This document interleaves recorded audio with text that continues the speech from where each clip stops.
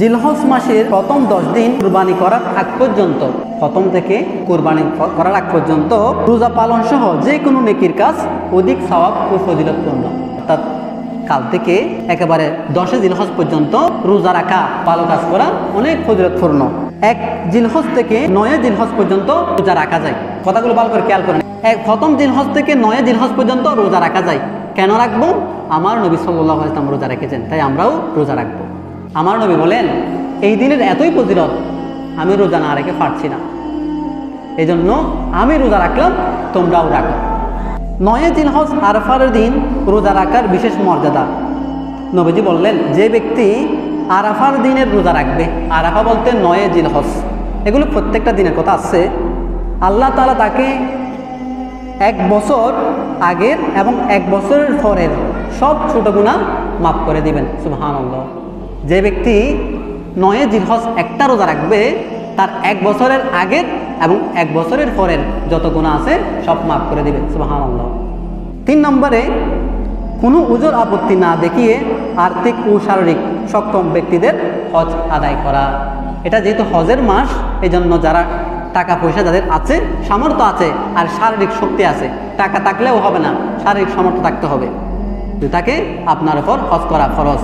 মানিস্তাতা ইলাইহি সাবিলা, আল্লাহ বলেন যার টাকা এবং পয়সার শক্তি দুটাই আছে তার উপর হজ করা ফরজ।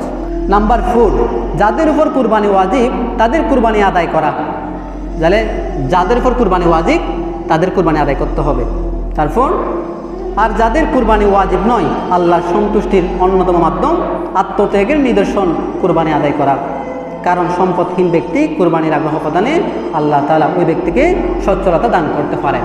আল্লাহ বলেন, কুরবানি আমি করতে না পারলেও হে আল্লাহ আমাকে তুমি তৌফিক দান করো না, যাতে আমি সামনে থেকে কুরবান করতে পারি। আল্লাহ বলেন, কেউ যদি, আমার কোনো বান্দা যদি কুরবান করতে পারছে না, যদি আমার কাছে দোয়া করে, হে আল্লাহ সবাই করছে আমি পারছি না, আমারও ইচ্ছা কুরবানি করার, তুমি আমাকে তৌফিক দাও। আল্লাহ বলেন, এর পরের বছর থেকে আমি তাকে তৌফিক দিব। তুমি বলুন সুবহানাল্লাহ।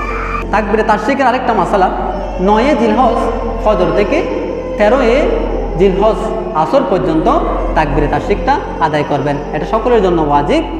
ছেলেরা বড় বড় করে আর ফরজ নামাজের পরে, আর মহিলারা কেউ যদি একা পড়ে, এখন অনেকে প্রশ্ন, হুজুর আমি একা পড়লে, হুজুরের সামনে তো পড়ছি, একা পড়লে পড়বো? হ্যাঁ, একা পড়লেও আপনাকে এই তাকবীরে তাশরিকটা আদায় করতে হবে, কারণ এটা ওয়াজিব। শুধু ঈদের দিন ব্যতীত জিলহজের প্রথম দশকে রোজা রাখা অনেক ফজিলতপূর্ণ। প্রিয় নবী সাল্লাল্লাহু আলাইহি ওয়াসাল্লাম জিলহজের প্রথম 9 দিন রোজা পালন করতেন। আল্লাহ নবী একেবারে প্রথম থেকে শুরু করে 9 দিন পর্যন্ত টানা রোজা রাখতেন। এই জন্য আমরা উম্মতরাও যদি টানা 9 দিন রোজা রাখি, এটা বেশি বরকতময়, কারণ এটা নবীদের পূর্ণাঙ্গ অনুসরণ। আল্লাহ বলেন, আমার নবীর পূর্ণাঙ্গকে অনুসরণ করলে ইউহিব্বুকুমুল্লাহ, আমি আল্লাহ তাকে ভালোবাসা শুরু করি।